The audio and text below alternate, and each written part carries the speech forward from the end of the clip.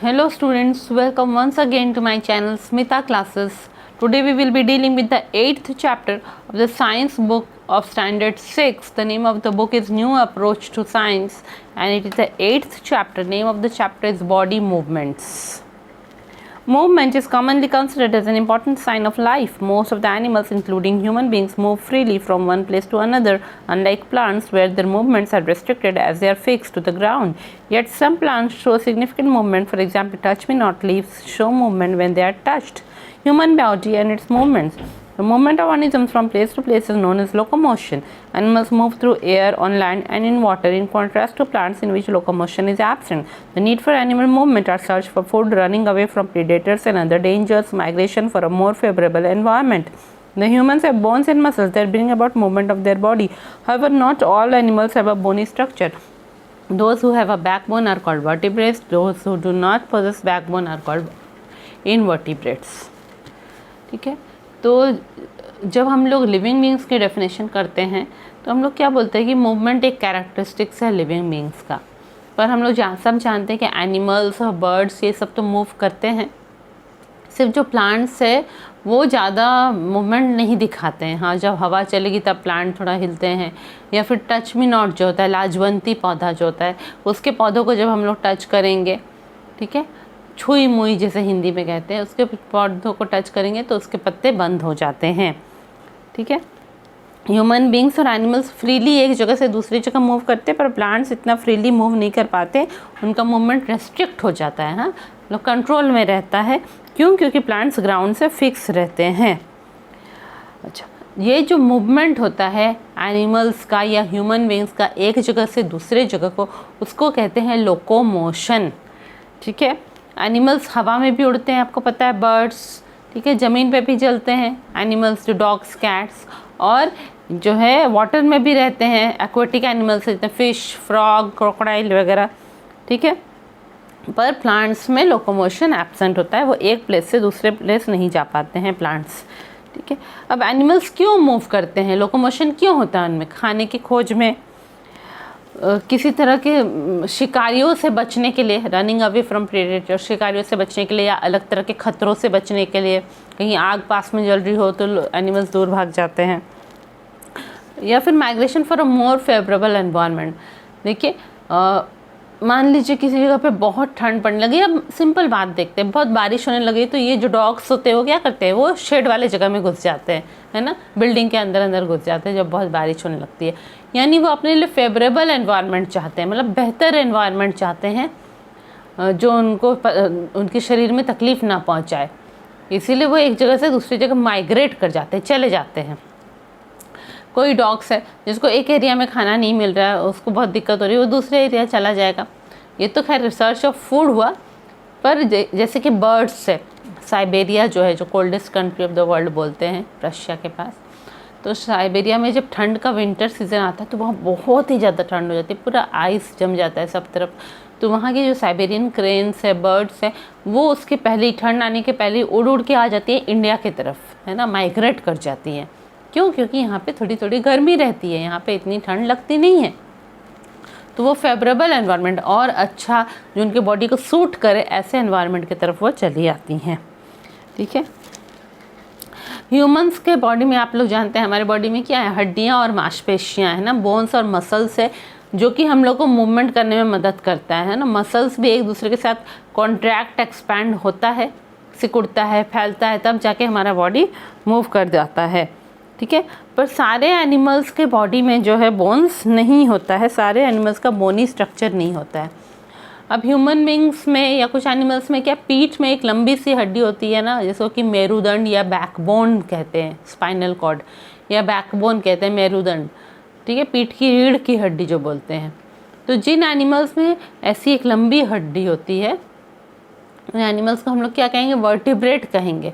और जिन एनिमल्स में रीढ़ की हड्डी, पीठ वाली हड्डी नहीं मौजूद होती है, उन एनिमल्स को हम लोग इनवर्टिब्रेट कहेंगे।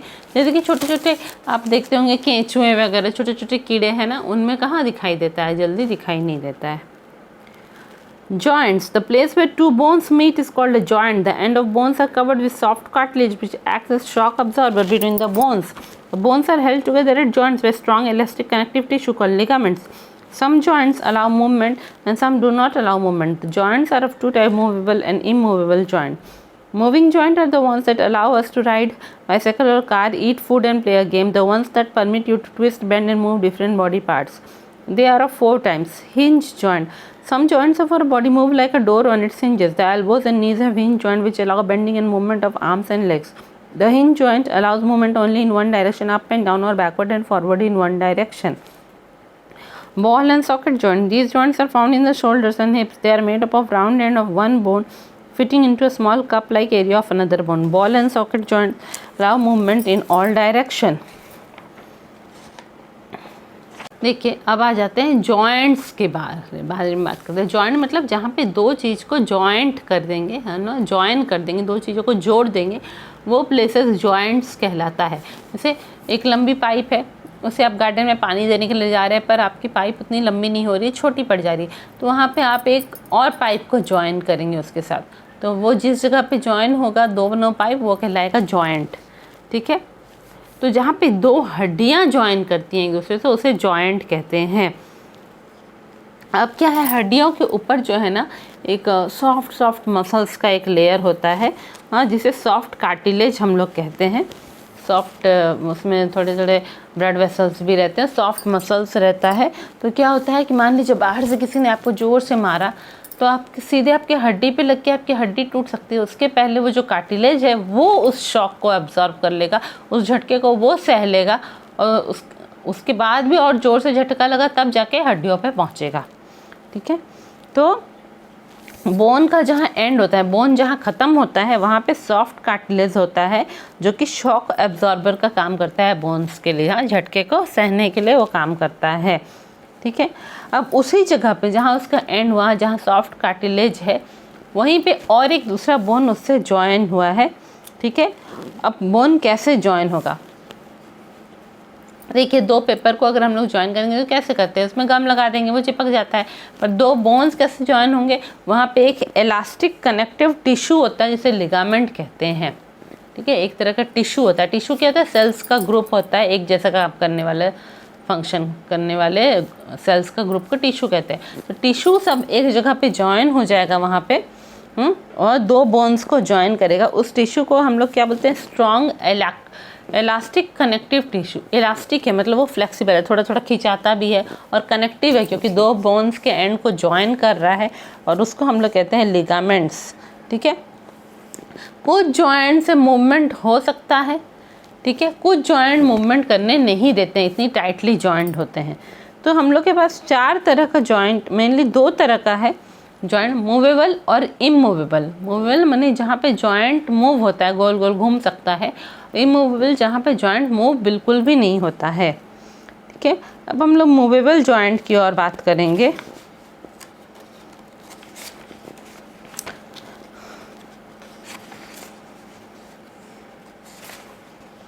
मूवेबल जॉइंट की बात करेंगे तो मूवेबल जॉइंट ऐसा होता है कि आप आराम से बाईसाइकिल चला सकेंगे, कार चला सकेंगे, खाना खा सकेंगे, गेम खेल सकेंगे। ठीक है, ऐसा जॉइंट होता है, बोन्स का ऐसा जॉइंट होता है जो कि हम लोग को अलाउ करेगा ये सब करने के लिए, हाँ, जो आपको परमिट करेगा कि आप अपने बॉडी के अलग अलग पार्ट को घुमाएंगे, टेढ़ा इधर उधर हिलेंगे डोलेंगे। ठीक है, इस तरह के बॉडी के मूवमेंट को परमिट करेगा। यानी कहने का मतलब है कि जहाँ पे दो जॉइन हो रहा है इलास्टिक कनेक्टिव टिश्यू लिगामेंट से, वहाँ पे इस तरह से जॉइन हो रहा है कि हम लोग उसको आराम से घुमा पा रहे हैं उस जगह को। ठीक है, हम लोग साइकिल चला पा रहे हैं, खाना खा पा रहे हैं, सब कुछ हम लोग उसको आसानी से घुमा पा रहे हैं, ट्विस्ट कर पा रहे हैं, ऐसे निचोड़ने जैसा कर पा रहे हैं, बेंड कर पा रहे हैं, उसको झुका पा रहे हैं, सब कुछ कर पा रहे हैं। ठीक है, तो मूवेबल जॉइंट में चार तरह के जॉइंट होते हैं। एक होता है हिंज जॉइंट, एक बॉल एंड सॉकेट जॉइंट, एक ग्लाइडिंग जॉइंट और एक पाइवोटल जॉइंट होता है। ठीक है, मूवेबल जॉइंट में दो तरीके का होता है। तो पहले हम लोग हिंज जॉइंट की बात करेंगे। देखिए क्या होता है कि जब ये डोर्स हम लोग लगाते हैं, घर के दरवाजे लगाते हैं, तो उसके साइड में जो है दरवाज़े का जो एंड है जिधर से वो दीवार से फिक्स है, वहाँ पे लोहे के थोड़े थोड़े लगे रहते हैं, जिसके कारण दरवाज़ा आगे पीछे आराम से मूव हो जाता है। ठीक है, लोहे के हिंजेस लगे रहते हैं। तो इसी तरह की बात यहाँ पे बोल रहा है कि हमारे बॉडी का कुछ जॉइंट जो है वो डोर के हिंजेस की तरह काम करता है, आगे पीछे घुमाने देता है हमारे हाथ के बॉडी के पार्ट को, ठीक है। Elbow and knee have hinge joints. कहाँ कहाँ पे हिंज जॉइंट? एल्बो में है, यानी आपका अपर आर्म और लोअर आर्म जहाँ पे ज्वाइन कर रहा है वो हिंज जॉइंट। इसलिए हम हाथ को क्या कर पाते हैं, ऐसे ऐसे करके गोल गोल घुमा पाते हैं, क्योंकि हमारे एल्बो में जो है, हमारे कोहनियों में हिंज जॉइंट लगा हुआ है जो कि मूवमेंट को अलाउ कर रहा है। इसी तरह हमारे नीज़ में भी, हमारे घुटनों में भी हिंज जॉइंट लगा हुआ है, इसलिए हमारे नीचे वाले लोअर लेग्स को हम गोल गोल घुमा पाते हैं, ठीक है। तो जो हिंज जॉइंट होता है उससे मूवमेंट क्या होता है, या तो अप या डाउन होगा, ठीक है, ऊपर या नीचे होगा, या फॉरवर्ड या बैकवर्ड होगा, ठीक है, आगे और पीछे होगा, या ऊपर और नीचे होगा, वो उसके कारण मूवमेंट, ठीक है, किसी एक डायरेक्शन में, किसी एक डायरेक्शन में अप डाउन होगा, या फॉरवर्ड बैकवर्ड होगा। उसी तरह घुटने का भी होगा। तो ये हिंज जॉइंट है। अब नेक्स्ट है ball and socket joint. These joints are found in the shoulders and hips, ठीक है। अब जो बॉल एंड सॉकेट जॉइंट है वह कहाँ पे मिलता है? यहाँ कंधों पे मिलता है हमको, ठीक है, हमारे शोल्डर्स पे और हिप्स में, हम लोग के वेस्ट के नीचे जो हमारा हिप्स है, बटॉक्स एरिया जिसे बोलते हैं, वहाँ पे भी बॉल एंड सॉकेट जॉइंट होता है, ठीक है। वहाँ पे क्या होता है, एक बोन जो है वो बिल्कुल जो है वो गोल गोल होता है, और एक कंटेनर जैसा दूसरा बोन होता है जिसमें वो फिट हो जाता है, ठीक है। एक गोल बोन होता है, राउंड बोन होता है, और दूसरा बोन में कंटेनर जैसा होता है जिसमें कि वो जाके फिट हो जाता है, ठीक है। तो इसको बॉल एंड सॉकेट जॉइंट बोलेंगे। Round end of one bone fitting into a small cup like area of another bone, ठीक है। दूसरे बोन का कप जैसा एरिया, खुला खाली जगह है जहाँ पे कि वो राउंड बोन आके फिट हो जाता है, तो इसे बॉल एंड सॉकेट जॉइंट कहेंगे। तो बॉल एंड सॉकेट जॉइंट से क्या होता है कि आप सारे डायरेक्शन में मूव कर सकते हैं। जैसे आपके शोल्डर है, आप अपने हाथ को गोल गोल गोल गोल ऐसे पूरा घुमा पाते हैं ना, सारे डायरेक्शन में मूव कर पाते हैं, क्योंकि आपके शोल्डर्स पे क्या है, बॉल एंड सॉकेट जॉइंट है, ठीक है।